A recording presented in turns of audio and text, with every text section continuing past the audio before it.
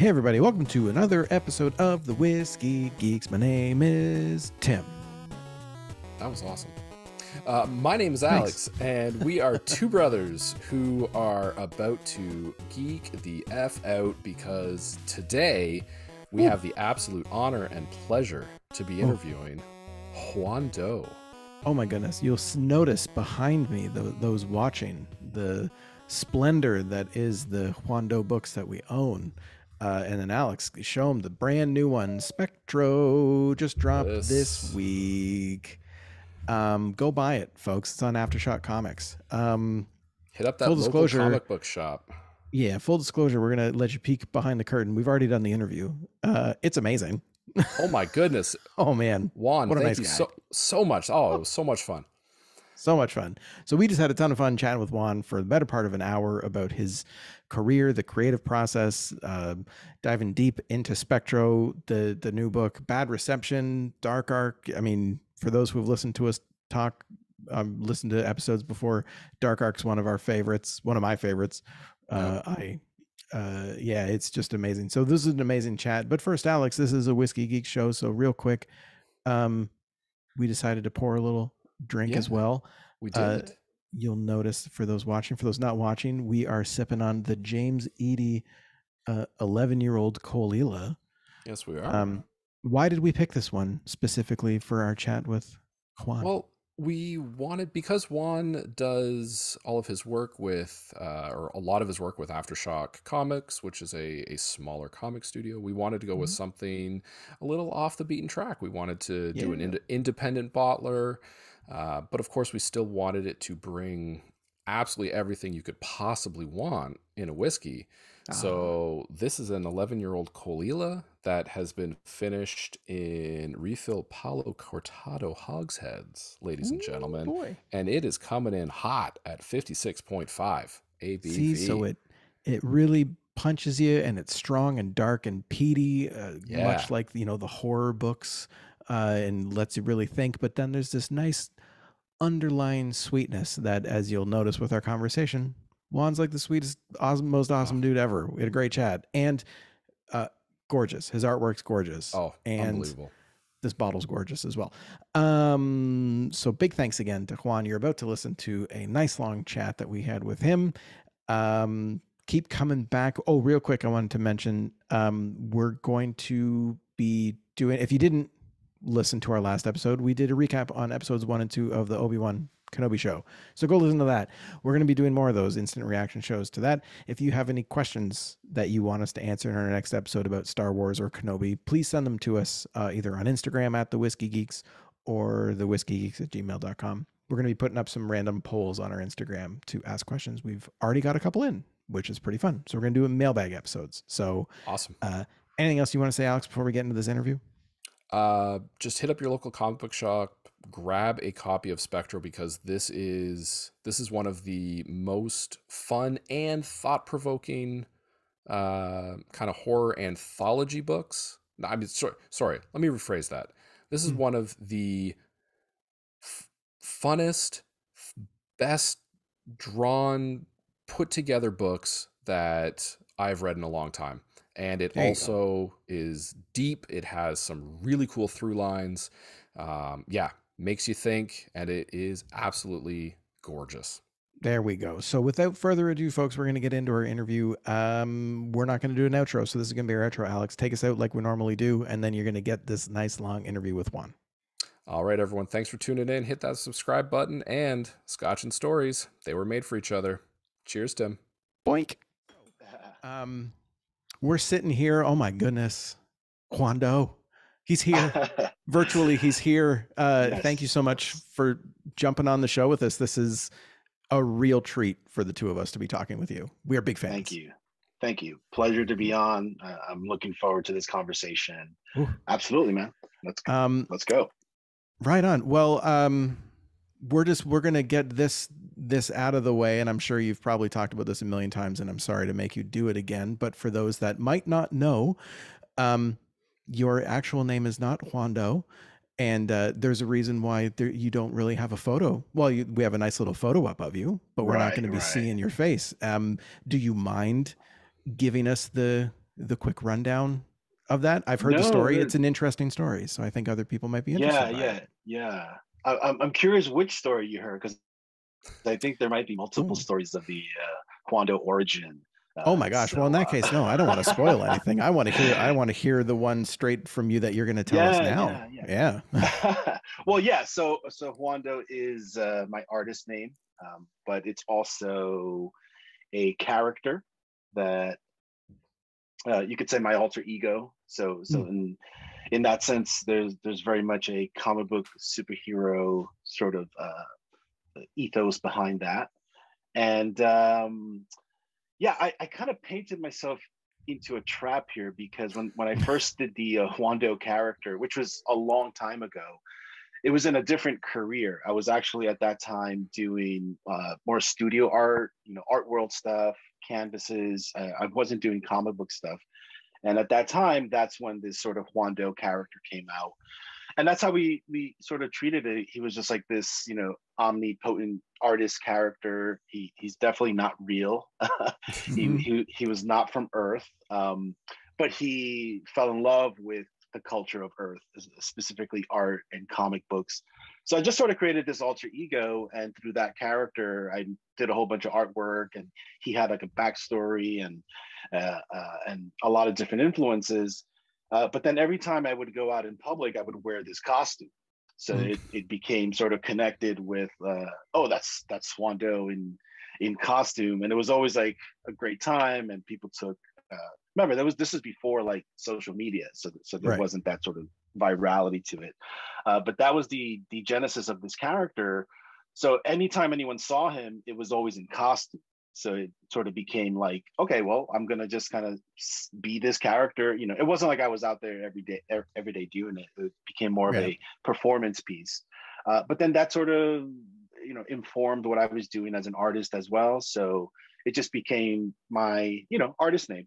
And then when I started comic books, I was always upfront with my clients. I was like, hey, this is this character. Obviously I have a human name and a real name, just like everyone else. And but everyone was Earth. Like, I am from Earth. Juan Doe is not.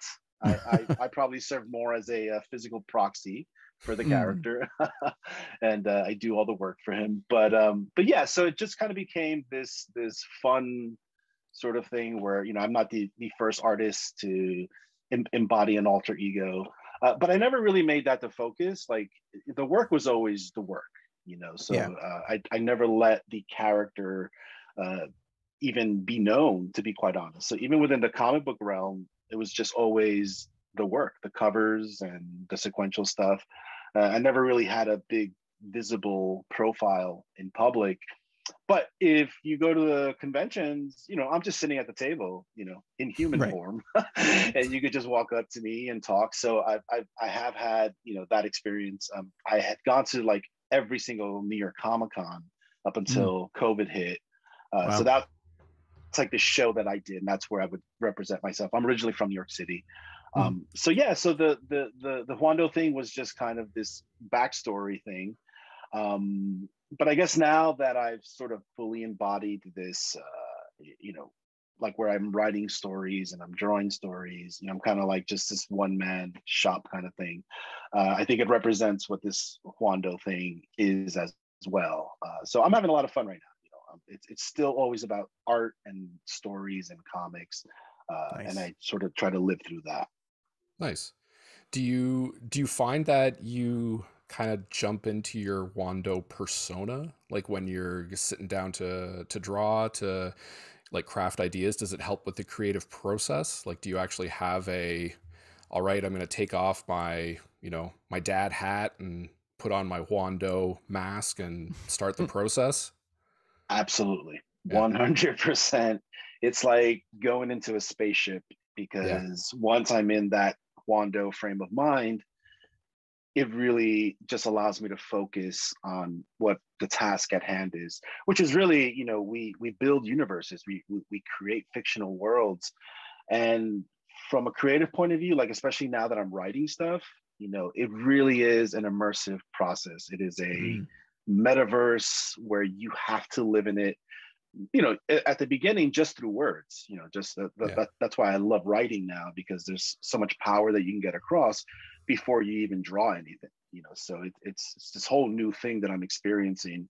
And yeah, so I would say that when I sit down, once I do my daddy duties and kids are off to school, wife's at work, I sit down and yes, I sort of put on this Juan Doe persona, and it just kind of filters out everything else, so it's nice. Probably definitely a creative aid that I probably need to focus. I mean, we're living in such a noisy environment, right? Just in general, just the distractions and news and social media.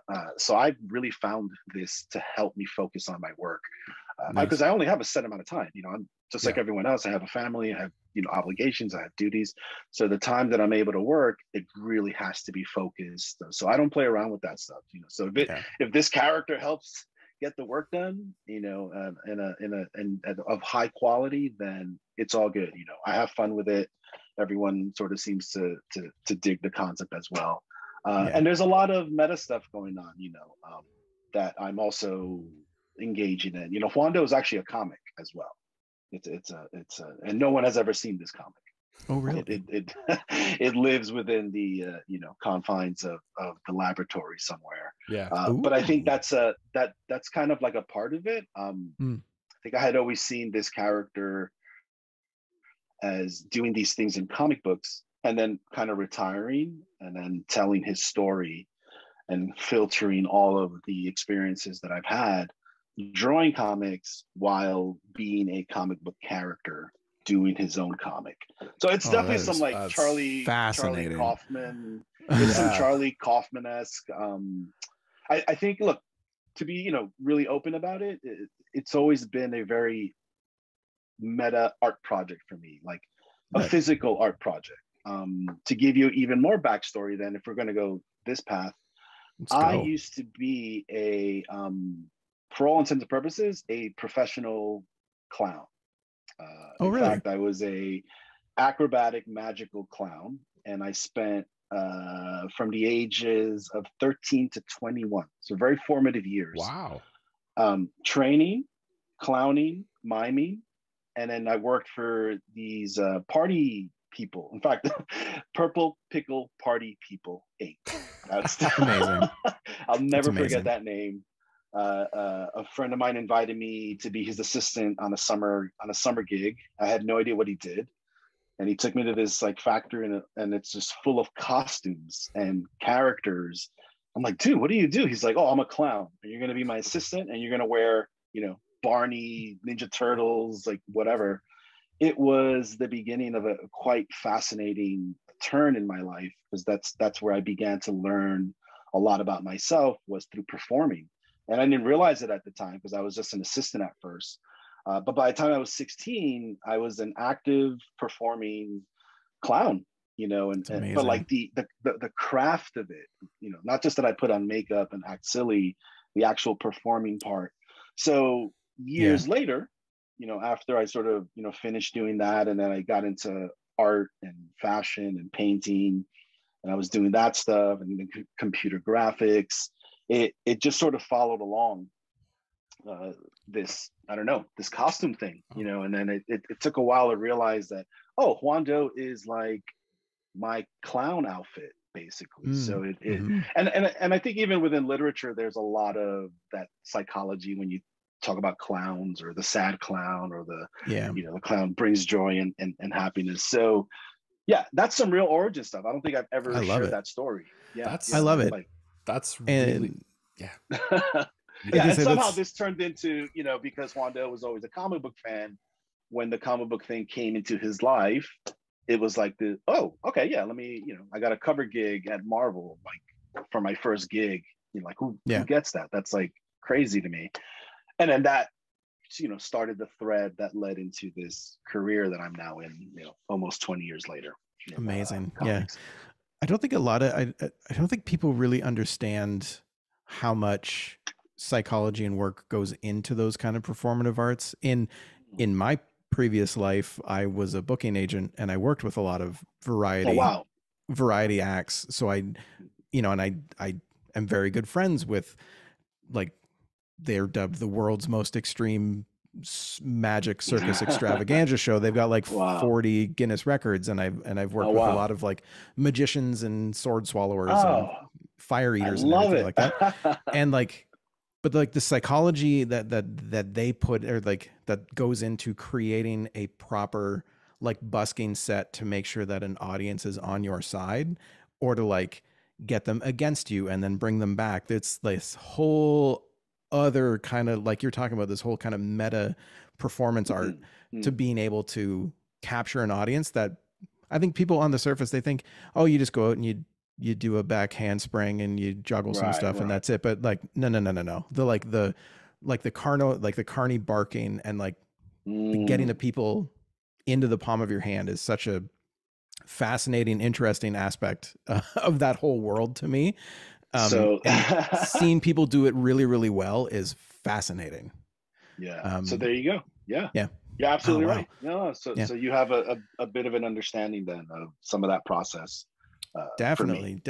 Awesome. Well, that's fantastic. What a fascinating backstory that is. Well, I think we should just kind of get into let's get into the meat and potatoes of what we're going to be talking about, which is the brand new book that's just hitting shelves. Please go buy it. It's called Spectro. It's amazing on Aftershock Comics. How did this come about? Where did you get the ideas for this? It's incredible also. Oh, wow. Well, it's thank amazing. you so much. It's so good. It's so good. I see a variant, the variant cover behind Alex. Yep. Yeah. Which is great. Yeah, I even did the variant cover, which is funny. It's a phenomenal cover, by the way. I thank you. Loved it. Yeah, I had to pick this one up. It's my favorite piece from. If I was to own like a page from this, it would absolutely be on like the final page of the going to Mars to like when the face turns. Yeah. Like that would be the one. Like, it's so good. Oh, awesome. Thank you so much. Spectro. Wow, that it took a while to, you know, from the time that it was incepted to where we're at now, where it finally came out last week. So Spectro was the project that was greenlit after Bad Reception. So I see you have a copy of Bad Reception there. So Bad Reception was my first ever original comic book story. 5 issues. It was an incredible ride. I started that in 2019. I think we had done like the first 3 issues, you know, bang, bang, bang. And then this COVID situation happened, you know, so then that first year was quite disruptive in comics. Obviously, you guys know that. And so issues 4 and 5 didn't come out till like a year later. So it was like a very, you know, we were on a really big momentum streak, stopped, then released almost a year later. The trade came out. But that was December of 2020. So I think soon after that, I had pitched a few ideas to Aftershock, and one of them was a horror anthology. It wasn't called Spectro at the time. I think it was called 8x8. It was supposed to be like 8 short stories, 8 pages each. Okay. But then we reformatted. It was like 4 stories, 10 pages each, and then they just asked for a new name. And I came up with Spectro. So the idea was basically, it's a horror anthology. You know, I'm a big fan of horror, and I was also really I was reading I had seen a documentary on, I think it was the EC comics, and I loved obviously that era, but I had never really read a lot of stuff. And then I read the Weird Science, I believe. Yep. Very like horror, you know, sort of cosmic sci-fi horror anthology. And that was pretty much like part of the nugget for it. I was like, you know what? I love like cosmic stuff. I love horror. I love tech. Let's just kind of create some and, you know, horror anthology universe. Definitely an homage to Twilight Zone and Black Mirror. But also because I love the idea of just generating different stories, you know, that are short format. And it's just great exercise, and it's a great project to try and do. So that was it. That was the inception for Spectro. Nice. But it took a while because for the last couple of years, I've sort of not been fully involved in comics. I've been doing other work. I'd sort of started doing some more art projects. There was some disruption in comics. I wasn't sure what exactly was going to happen, but I did have this Spectro deal, and Aftershock was just like fantastic. They didn't pressure me or even give me a deadline. It was simply whenever I was ready to go, I was ready to go. So about 6 months ago, I just sat down in earnest, and I had like the nuggets of all these stories, and then I just went on a furious writing tirade. And 3 weeks later, like I had the whole thing, and I was like, okay, I dig this. And then I went off into the art part of it, and here we are. And then obviously everything else, the coloring, the lettering, it's a bit of an obsession. Because the entire thing is you, which is quite the undertaking. Oh my gosh. Again, I think that also relates to the performative part of this Juan Doe thing, where I see the comic book page as a finished product. I don't see the penciling, the inking, the coloring, the lettering. I see all of those as simply, ingredients to create that final dish, which is the finished page. So that's sort of part of my obsession of wanting and having to do everything. And even with the like lettering part, it just gives me like, sometimes I'm just writing at the end. I'm just changing stuff, in the actual page, even after I've written the script. So I think that gives me a certain amount of flexibility and more time to make that story a bit better, if it comes down to that. So yeah, that's my thing.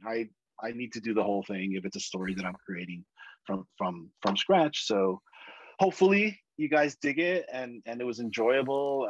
It's got everything that I love in it, and that's all I want to do is make cool stuff that people dig, because I dig it. It's God, that's the dream, right? I mean, we dug it. The first time I read it through, I didn't realize that that was it, and I was like, okay, but now what's Pluto going to do? And then so that I like texted Tim, and I was like, all right, so like when's the next issue? Like when's issue 5? And he goes, no, like it's an anthology piece. That's it. And I was like, damn it, but I want more of this. Like all of these stories, like it tells the entire story, and I think it gets across, like each one of the 4 gets across the message. Being a history major and a poli-sci major, I sort of like dug a little deep into like, I think this one's talking about like perception versus reality, and I think this one's talking about like legacy versus ego and motivation and things like that. But I was always left like, this is a crazy world that you created, and each one of these 4 stories, like you mentioned earlier, you get into that creative process, and there's a whole universe that you need to build that these characters exist in, whether we as a reader see it as or not. You need to know as the author of that, like what are the motivations behind this character? How did they get here? So that when the story unfolds, it makes sense to us, right? So totally.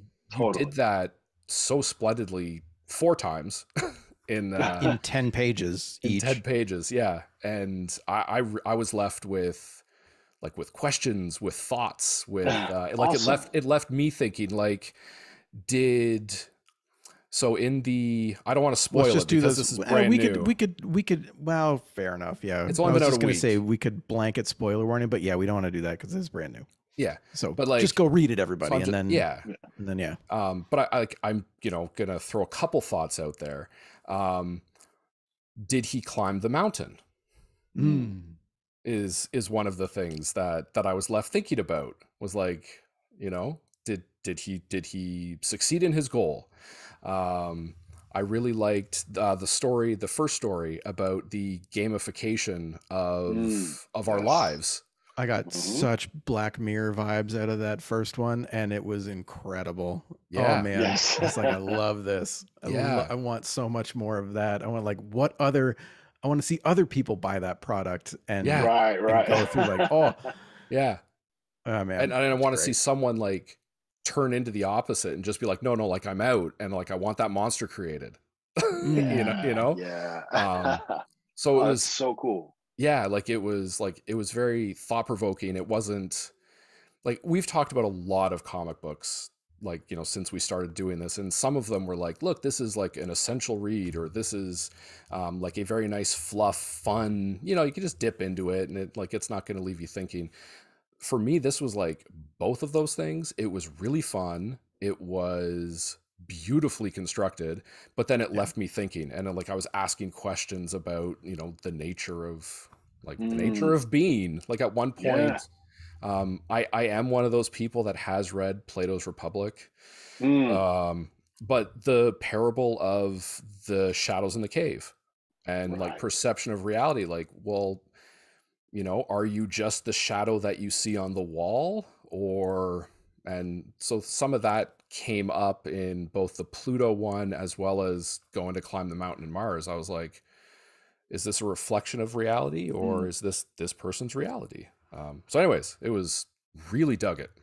Well, Mm-hmm. dude, I can't. That means so much to me because I think subconsciously, that's like exactly maybe what I would want the reaction to be. Where know, on one level, hey, this just is a cool looking thing. The stories are kind of distinct. There's, it's the craft of comic book and story.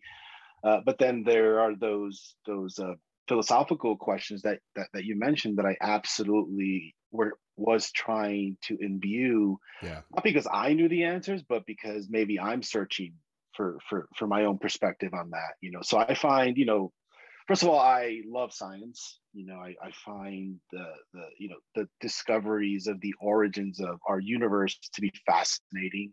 I find physics to be fascinating. I feel if we're going to find any real answers about anything in our existence, it's going to happen through that process. But then there are deep philosophical questions that we all go through, whether that's in the spiritual realm, in the religious realm. There's a part of us that lives, that exists in a form of imagination, and I find that fascinating. And the way that we as a society almost live through stories, through Mhm. narrative engagement in everything. Like almost everything is becoming a narrative because of how powerful it is to make one engage and think. So if you came away with that with Spectro, that's almost exactly what I wanted. Even the name Spectro, like referring to the spectrum of light, to how we define distance in outer space using the reflections of light and the light that you can't see. So there is some sort of quantumness in there, some dark cosmic questions in there, related and also intertwined with human foibles, human Mhm. fears. Yeah. So yeah, and I think each story I was trying to do that, which is I really like. Ironic. It took me a lot longer to write these 40 pages than it did, Bad Reception, which is a 120 page graphic novel.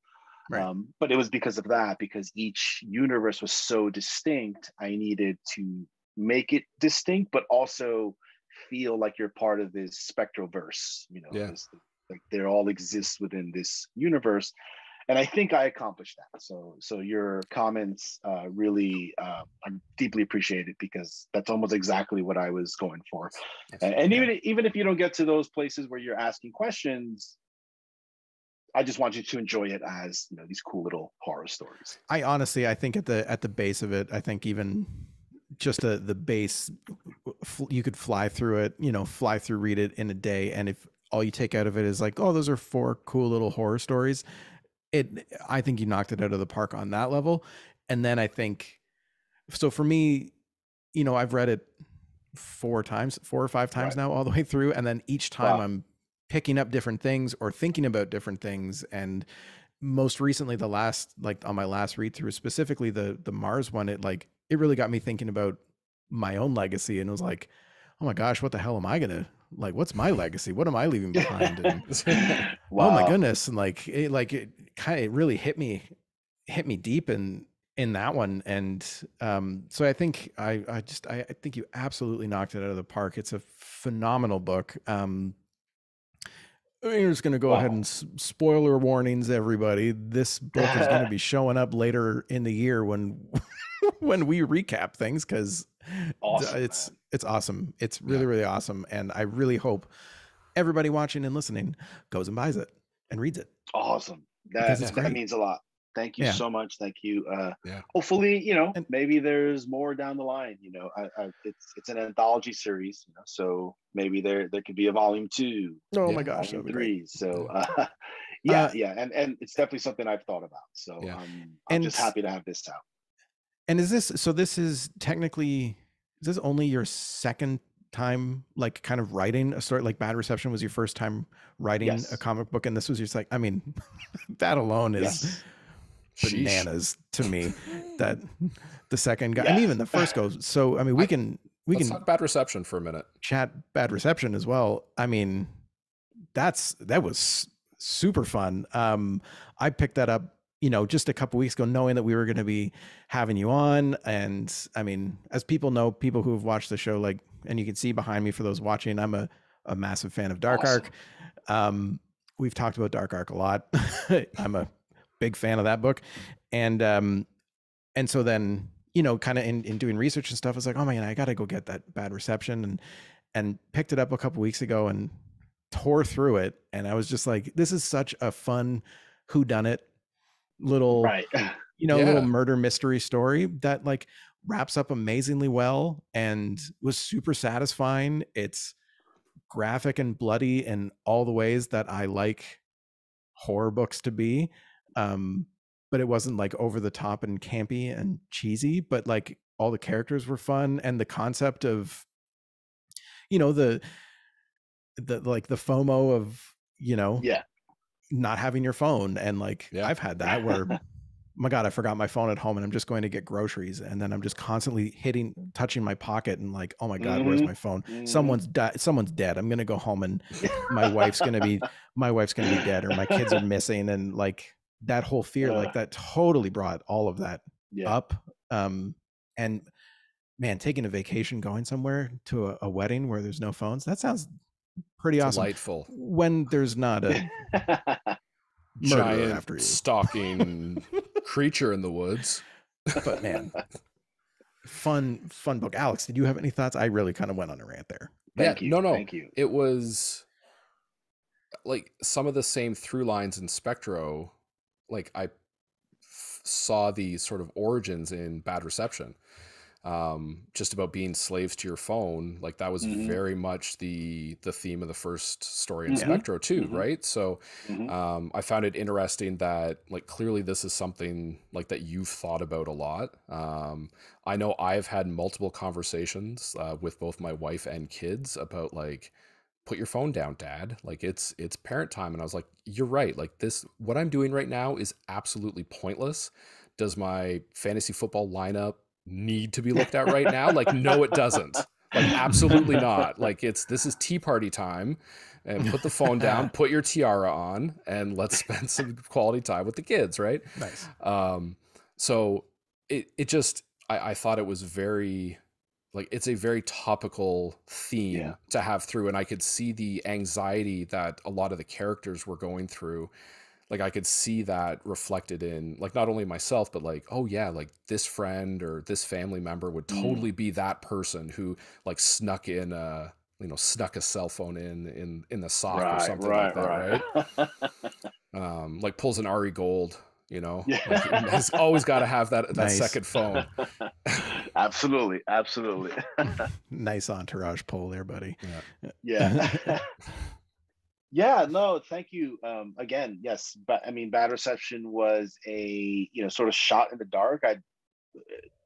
It wasn't even planned. It was just someone, a good friend of mine, suggested that like I pitch a story. Actually, are you familiar with the artist Sanford Green, artist creator? Yes. Yeah. So he's one of my favorite human beings. He's everything. I think he's an incredible creator. So he had been doing a bunch of his own stuff, and we were at Heroes Con, and he was showing me this thing he was doing for webtoons, and it was like mind blowing. It was called the 1000. I was like, Okay. oh my gosh, this is like really amazing. And then I'm not sure if you're familiar with webtoons, or if you've heard of it or know about it. They have the sort of like horizontal scrolling format. So it's not a traditional comic book format. It's just you're using your thumb to scroll through this narrative. So it was like a very different art form from what the traditional comic book, were, or what I was used to. So I saw what Sanford did, and I was just blown away. I was like, wow, this is like, you just took this medium and made it your own. So he suggested that I pitch something to webtoons, and this was actually the genesis of Bad Reception. So if you remember, the opening of Bad Reception is like this 8-page spread, basically. Loved it. It's like all dialogue, and then it's just if you haven't seen it, it's just like basically a pan shot. So that wasn't intentional for the comic book. That was how I had designed. I had designed the pitch for webtoons, nice, so that you can have this sort of long panoramic shot where it's horizontal, and you're reading the text as you're scrolling through. Okay. So that's how I came up with that design. So it wasn't like I was thinking of it in a traditional comic book format. It was completely different dynamic. So I ended up doing that pitch. Bad Reception was an idea I actually had like 10 years ago, and kind of the same, aspect that, phones, but in this case, it was literally like bad reception. Like, right, you had your phones, you just had terrible reception.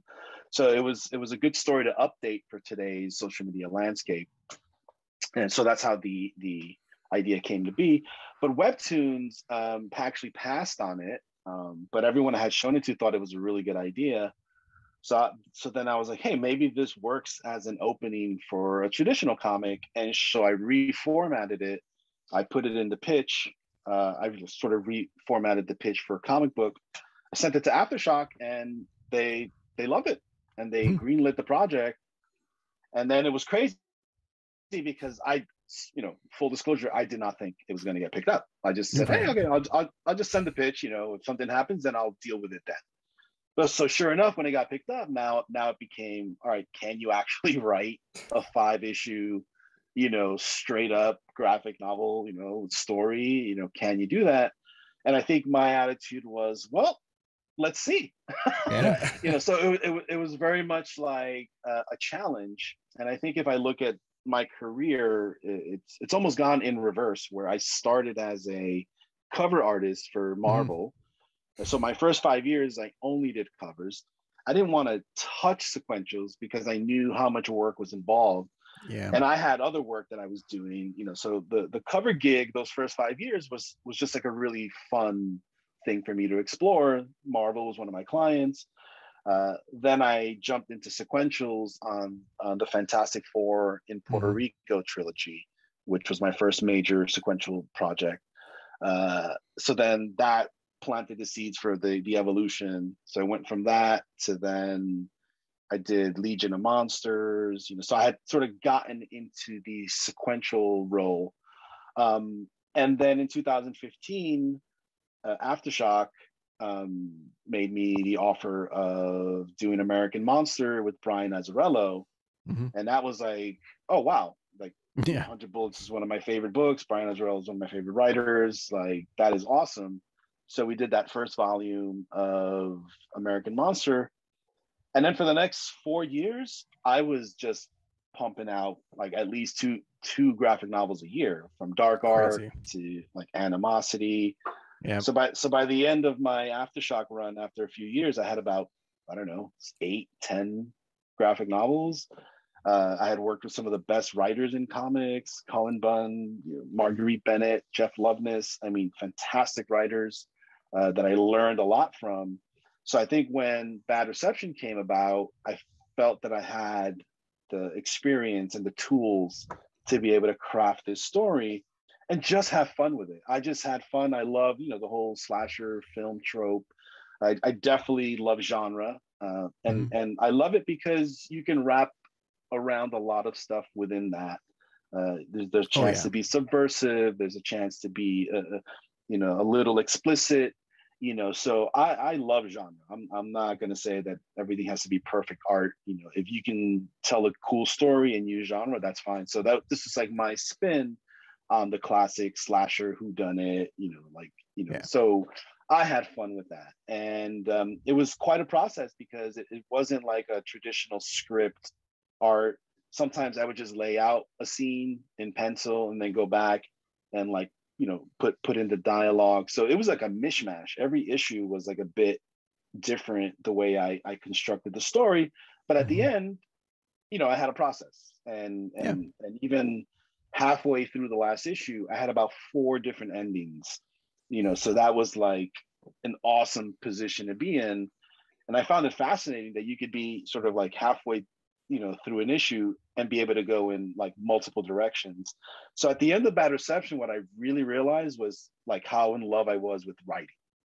Yeah. The actual process of script writing. And so when I did Spectro, the edict was you need to have full scripts before you're going to jump into art. And so that was my exercise with Spectro, was actually writing and creating 4 fully fleshed out scripts that ended up being close to the final at the end of the day. So what I'm saying is there's been an evolution of like almost going from this Marvel cover gig to just being like a 100% independent writer artist. Yeah, where I'll just like your own do this for myself, even if I don't have even if I don't have a publisher. Like I feel I can do a story and have an audience for it, like Kickstarter or if I just do my own thing. So it's a really cool place to be in. I've been in comics since 2005. So, we're coming in on 20 years. I feel happy about that. Like now I can't stop coming up with ideas. So I have about at least half a dozen, ideas in development. I have a lot of things going on, and it's an exciting time because I now have options for whatever I feel I can do whatever I want. Like I don't, I went through all of this, waiting for someone's approval or waiting to get greenlit for something. I've pitched a few things, but I think I'm in a place now where I'm confident enough to say, okay, yeah, this is the next story that I'm going to tell, and I'm going to go ahead and develop it. And, I'll set a plan for when it's going to come out. And that's where I'm at now. So I'm actively developing my next book. Obviously I can't say anything about it, but it's obviously I'm always going to try and challenge myself and, and always have fun doing it. So I'm excited for that as well. That's a great position to be in. Like after all the hard work to be able to, I'm going to tell the stories that I want to tell now. Like that's amazing. Yeah. And if off mic, if you ever wanted to provide alternate endings to Bad Reception, I would be more than happy to read those. Sure. I would love to see alternate endings for that book. I think that'd be fun. That'd be a nice director's cut. Yeah. Right? That's what I'm saying. I think that's every creator's dream, is to, be at that point where you're like, sweet, you've got your audience, and you can kind of go and do exactly what you want, and you're not looking for approval. I think that's, a lot of people when they're first trying to break into a creative industry, that's the challenge of gatekeepers in the industry. And I'm very, very happy and excited as someone who fancies themselves to be a creative person. I mean, we're creating this show, right? And as a creative as well, I love the fact that we're at a point where there aren't as many gatekeepers needed to be able to build an audience, but also that the fact that there are some of the people to kind of approve and do things. Like I love companies like Aftershock, and I love companies like Boom Studios, and Marvel and DC, you're great. If you're watching, I love you too. But yes. But like the smaller indie shops, and coming from the music industry where I spent the majority of my professional career, like indie labels and stuff, right? It's that whole kind of punk rock edict of, well, let's all just figure it out and see what we can do, and challenge yourself and do all that. And I think, man, over 20 years you have done a phenomenal job, sir. Thank you. Yeah, no, and you're absolutely right. I think especially over the past few years, we've learned that the world is, connected via this digital distribution device. We are probably more addicted to our phones than ever before. I think it's becoming just this, whether it's your kids or yourself, it's just a part of the landscape. But this also enables a lot of this disruption that allows for, we're in the era of the content creator / distributor. Like, you can do everything today, and if you build a community and an audience and you do good work, I think you can find support, and it doesn't have to be the only validation is to work for Marvel or DC. There's a ton of great independent comic book companies. I think this IP game, which is sort of this next layer where it's not even Marvel and DC now, it's what are all the independent cats doing, because I think there's some of the best stuff, and this is why I'm super excited, because I'm kind of becoming a fan again. I haven't read a lot of stuff in the last few years, but now I'm like actively catching up, and so there's some amazing stuff going on, man. I am just super excited to be a part of it, even though I'm a bit older. Just seeing a lot of the younger generation, and they just have it a bit more. Some of the stuff I've seen is just like mind blowing. I'm like, wow. And you're how old? Like, so I'm super excited about that, where there's a newer generation that really has a independent spirit, whether it's the people at Vault, like you said, Boom, Image. Have you read Barbaric? No, but that's on my queue. And please send me anything that you guys are like, just dig in, just send it to me. Yep. I just started reading The Nice House by the Lake. Is that the holy cow, dude? Bananas. Like, I can geek out now as a fan and as a creator and tell you that it's one of the most impressive things I've ever seen. I have no idea who that artist is. Never seen him before. Incredible. Incredible. Bonkers. And then the bonkers. James Tynion. James Tynion or Tynion. That is, I just have to say this because I literally just read the first 7 or 8 issues, like between yesterday and today. It's one of the best crafted comic books in the term of comic book medium, where they're using the writing and the art in such a beautiful unison and unique way that it just fully exposes the power of this craft. And so that's incredibly inspiring, especially for someone who's writing and drawing, because they've blended it and they've melded it. And the colors, Jordi Belair, I mean, it's just the best thing I've read in a long time. And I'm excited to catch up on a whole bunch of other stuff. So really, really great stuff happening. Yeah. That's one of the ones that, like, the two of us just, I read issue 1 first, and then we were recording and I said, I can't even talk about my favorite thing right now because you haven't read it, and I can't spoil what happens halfway through issue 1. Like, I just, like, we can't have a conversation about this. Right. So issue 1 was probably one of the best setup issues for any story I've ever read. It was so well done. Instantly hooked. It was. Oh yeah. It had. Might be a bit of a weird comparison, but it's reminding me of season 1 of Lost in the absolute best way. Right. Where after every issue, I loved reading it, and I'm leaving with more questions. Exactly. And I'm just like, what is going on? Like, wait, but what's that? What's that house? I know. What are these obelisks that are on the ground? It's like, what is happening here? Is this a continuous, or is it just 10 issues? No, it's got to be more than that. I think it's going to keep going. It's just going. Oh, excellent. Yeah. And this is I didn't even realize it. I thought it was Image, but it's a DC Black Label. DC Black Label, which is super impressive. Is that their new Vertigo, right? That's kind of like their own Vertigo, or like new Vertigo. Yeah. It's where they're more adult. Right. Okay. So really rad. I'm hooked on that. Yeah. Okay. Totally. Fair. And the other one that I'm reading that is also incredible, The Good Asian. That is fantastic. I've heard other people speak about that in giving it very, very high reviews, and that's dude, on my list too. Definitely one of the best. I think it's 10 issues, so I'm about to read the 10th issue, but absolutely amazing storytelling. The porn sack, his last name is a bit tricky. Pichisotti, amazing writer. The art is amazing. So yeah, I would definitely recommend that. Nice. He also did Infidel a few years back. Oh, okay. Which is another fantastic horror story if you guys are looking for something. So yeah, please send me any recommends. I'm actively fanboying out again as a comic book reader.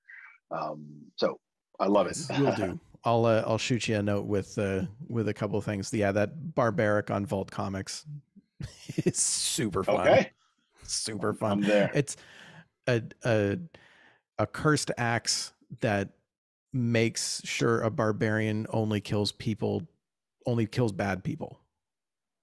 Love it. That's it. Yeah. That's all I had to say. It's amazing. Super fun. Super fun. Okay. Well, I don't want to take up too much of your time because I know you probably got work you got to get going, but I do really need to we just need to fanboy out on Dark Ark because that's please what kind of got us there. So much so that I'm going to be this guy. Hold on. He's bending over to pick up something dramatic. Music. This. Oh yes. I'm the collector who bought 2 pages from right. Dark Ark because I love. So oh, dude, those were some of the very first original pages I ever purchased. And it was like, oh my gosh, I'm digging this. You can actually buy original artwork and that's really cool. And immediately I was Googling, does Juan Doe have any original artwork out? And then I found, I shouldn't be saying this because people are going to go scoop up the rest of it before I get the chance to. And picked those up and could not be happier. It's amazing. Dark Ark, oh man, I love the historical fiction stuff. I love it when people write stories about what could have happened, and the fact that in the time of Noah's Ark there was a ship with all of the monsters. Sign me up. And Cullen Bunn did an amazing job writing, but I'm just gonna blow smoke up your butt. It's for me, it's the visuals in that book that really sold it for me. The way that you drew and brought the emotion out and the people and the manticore and everything. It's just a phenomenal book. Thank you. Yeah.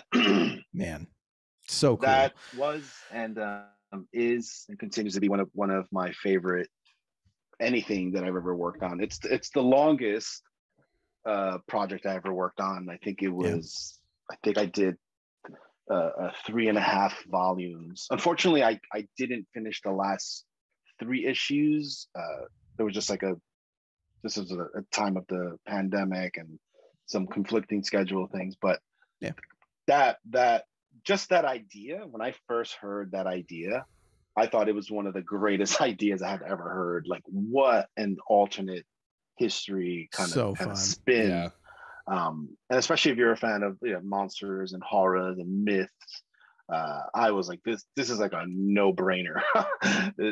This is such a great idea. And then Cullen is, just hands down, he's the Stephen King of horror comics. I mean, he's just amazing. Everything he does is fantastic. I was always a fan of his work. Yeah. So when we got Dark Ark, that was okay. This is me right here. This is me. Monsters, creepy settings. Did he contact you with the idea? How did you get involved in the project? Yeah, I think that was all through Aftershock, since because after American Monster, I was pretty much, hands on deck with them. So they just kept throwing stuff at me, and they were all great projects. And then when Dark Ark came, this was like a long running project, so there was a lot of story to tell. So it was great because it was like a solid 2 years straight of just every month doing a comic, and which is something I had not really done. I had done limited series, like 2 or 3 of them, but I had never done like a monthly book. And it was a fantastic like experience because I get the script, I read it, I'm like, oh, this is amazing, and then I get to draw it, and then I'm waiting for the next script just as a fan. Like, okay, I want to know what happens. So yeah, that's listen, I've never considered what I do a job. It's a privilege to make art and tell stories. So I have to appreciate that, especially now that I'm older and got kids, and I'm not that spring chicken anymore. Everything I do now, has a lot more meaning. Which is probably why I'm. Hey, you know what? I want to read comics again, like just as a fan. So sometimes when you're a professional, you're either just so busy or there's just so much to like follow. Like it's just hard to like keep up. Yeah. So I recently just got out of the music industry, and I was in it for over a decade. I love music. I found I wasn't listening to music the same way that I used to. I had almost kind of lost the love of listening to music because it was now work. And right.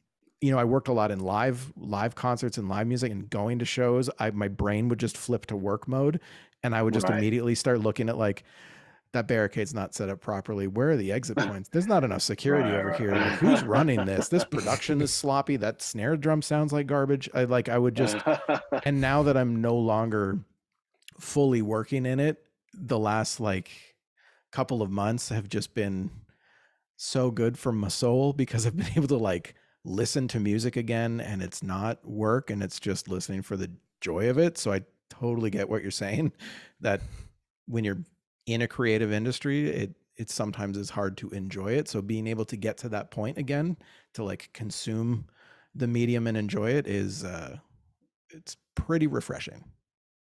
It is.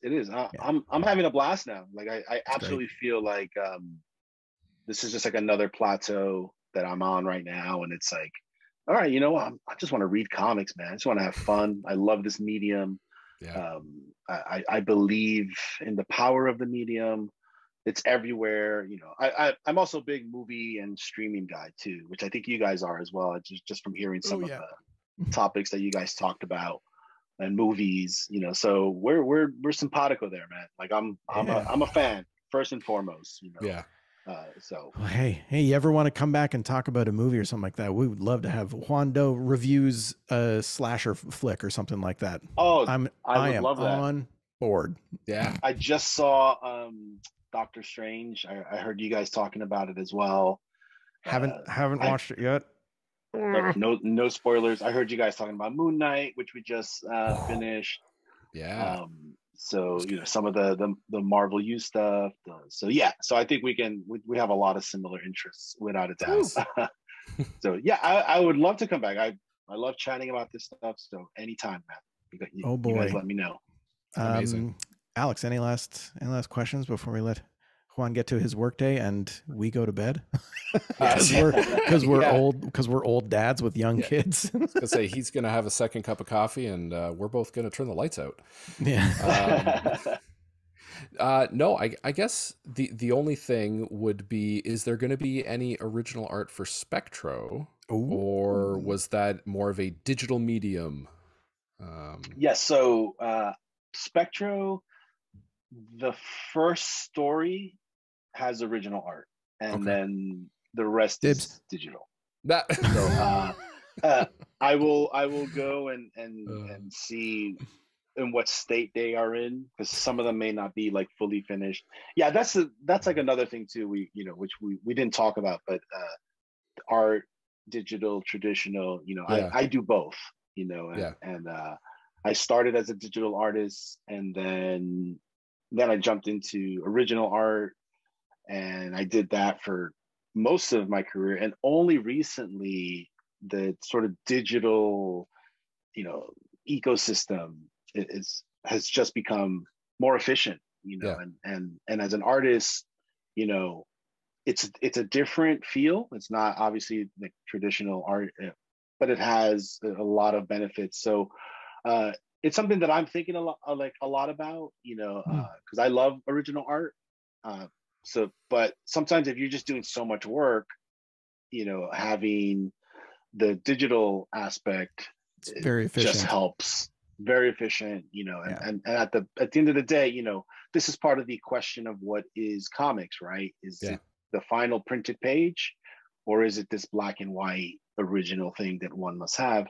So I like I said, I think for me, it's always going to be that final page, and then like commissions are sort of where, and I'm backed up on commissions, but that's sort of where I can continue the hand drawn, hand inked with a brush style. So ironically, Spectro was actually the first, like the other than the first story, those are all digital, and that was probably my first fully digital storytelling where I inked everything digitally, drew everything digitally. But the first story was done traditionally, so I can share some of that with you guys as well. Ooh. Is it a Photoshop? Are you a Clip Studio Paint guy? What's the program? So I use Procreate for the penciling, and then the inking, and then Photoshop for the coloring. Nice. So whereas before it was, I pencil everything, scan everything. Now just using Procreate for like the penciling is just, again, I could get a lot of ideas down. But I still love doing traditional art. I'm focusing on trying to do some really cool commissions, which I'm backed up and I have to get to. So, but and then I have a whole bunch of that original stuff with Cadence Comic and Paolo, my dealer. So, great. I will. Hey, I will continue to share what I have. I will blow them up. It was very, very easy working with the Cadence team and Paolo. It was awesome. Very smooth sailing. Shipping was great. Yeah. And super nice. Like we chit-chatted back and forth via email, just as fans. Great. That's awesome. It was really, really awesome. Well, Juan, this was amazing. Thank you so much for your time and agreeing to come on our goofy little show. Love it. And I'll be back. Thank you. And absolutely. And thank you for the work that you do. I want to say that as well, because you have provided many hours of joy to both of our lives, and many other people on the planet. And I think, man, thank you. Artists and creatives don't hear that enough, in my opinion. They don't get the accolades for the amount of joy that they bring to people. So wow, I would like to thank you for that, because thank you. No, that means a lot. That means a lot, because you're right. We're pretty much sequestered to our tables, doing stuff, and because I'm in Japan, I don't get a chance to really go to the cons and engage more. So hopefully we can get back to a point where I can go back and do some cons and meet the fans and talk. I totally missed that. Do you guys have a local convention you guys go to? What's your big convention out there? Is it so Ottawa has a big one, and so it's like a Thursday through Sunday, so it runs every year except for the past 2, 3, 2. But the big one Fan Expo is the big one in Toronto. So there's and then in my town we've got a London Comic Con as well, and I've helped them out a couple of times, just through being a booking agent and everything. I kind of helped them with the comic creators. So we brought in, rest in peace, we brought in Neil Adams a couple years ago, and Will Spartasio. I heard that. I heard that on your podcast. So our show's a smaller. Obviously, it's not New York style. The Toronto, the Fan Expo is probably would be the closest thing that Canada gets to a San Diego or a New York. Right. The comic creator list this year for Fan Expo is bonkers. The entire Nice House on the Lake team are there. Wow. Yeah. And like, I would love to go to that. I'm countless others dying to bring my the first issue down and just wow. All right, everyone get a Sharpie on this. Yeah. So you guys are going? Yeah, we're looking at thinking about it. Yeah. Awesome. Yeah. There's a couple people I really want to see. Stephanie Hans, the artist who did die she's that awesome. Kieran gets. Yeah, Oh yeah, my yeah, god, yeah. that She's is so good. amazing. Yeah. That's another one. Yes, That in my queue to read. But I knew she was doing the art. Huge fan. yeah. Unreal. Oh man, Yeah. I would love to go to Fan Expo one day and hopefully meet you guys there in person as well. So Yeah. Heck yeah. it's And just if the beginning. I ain't going nowhere, I would also man. love to. I would also love to go to Japan. It's on my list of places I would love to Yes. travel to. If you Yeah. guys ever make it out here, I will show you all the cool stuff. There's a lot of cool Amazing. stuff. My goodness. Well, I'm a big manga fan too, so yeah, I am very, very happy amazing. with Amazing. Well, all the cool stuff I'm exposed to. So this has been great. Thank you so much. Again, cannot thank you enough for your time and what you do. So thank with you, that, man. Thank you. we will we'll let you go, I guess. Appreciate it. We'll Tim, we'll Alex, chat again. Yeah. A pleasure. I look forward to chatting more in the future, man. So Awesome. thank you guys again Really appreciate it. for having me on. Thank you, man. Anytime. Yeah. Take care. All right. Bye.